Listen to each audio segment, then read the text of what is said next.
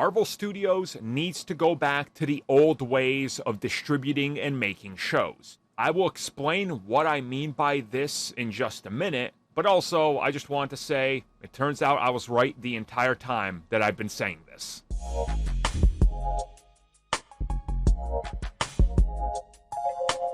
So we just recently got the announcement that Marvel Studios will officially cave, and they are going to distribute a Disney Plus series on ABC. This, of course, being Ms. Marvel. This is smart because TV makes you money with advertising, and they will be able to recoup a decent amount of money with advertising during the series run. Now, this to me is very telling because it's something that I've been saying for a long time. If you guys remember years ago when they started to announce that Disney Plus would be the only source for everything Marvel TV, you can't get away from it, this is the only place you can watch it, we're not doing any more of the other stuff we've done, I got kind of bummed, and I talked about the fact that I think this is a stupid idea and would absolutely hurt them because the old way makes sense. Now you're probably questioning, what old way?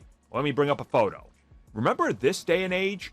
Agents of S.H.I.E.L.D. was running every year. We had Agent Carter, we had the Netflix shows, we had Runaways, Hellstrom even came out. I'm not saying bring back Hellstrom, but still, it was experimental. We had Cloak and Dagger.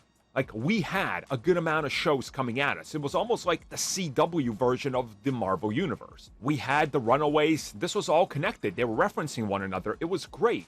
And what was beautiful about these shows is they took us to different corners of the Marvel Universe, but more importantly, believe it or not, the cost of Runaways, Cloak and Dagger, Hellstrom, and even something like the last couple of seasons of Agents of S.H.I.E.L.D. cost less than one season of a Disney Plus TV series for the MCU. You did not hear that wrong. All the seasons of Runaways, plus Hellstrom, plus 3 seasons of Agents of S.H.I.E.L.D., plus Cloak and Dagger cost less than one season of a Marvel Studios Disney Plus series.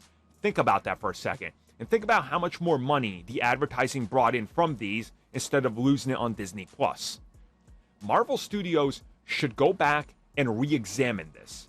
If they're airing Ms. Marvel on ABC, why can't we get something like The Runaways, Next Generation on ABC, and you bring in a couple of Marvel cameos? Sebastian Stan still very much is a TV actor. You could bring him in to connect the dots. Again, I think they need different platforms and distribution and a different way to get ahead.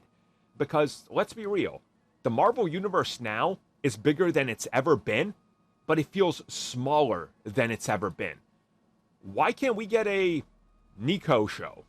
I love Nico from The Runaways, my absolute favorite character in that series. Imagine picking up the story a few years later, or maybe put a show about the Runaways and her starring in it during the blip and how half of them got blipped away. And now she's trying to find a coven of her own.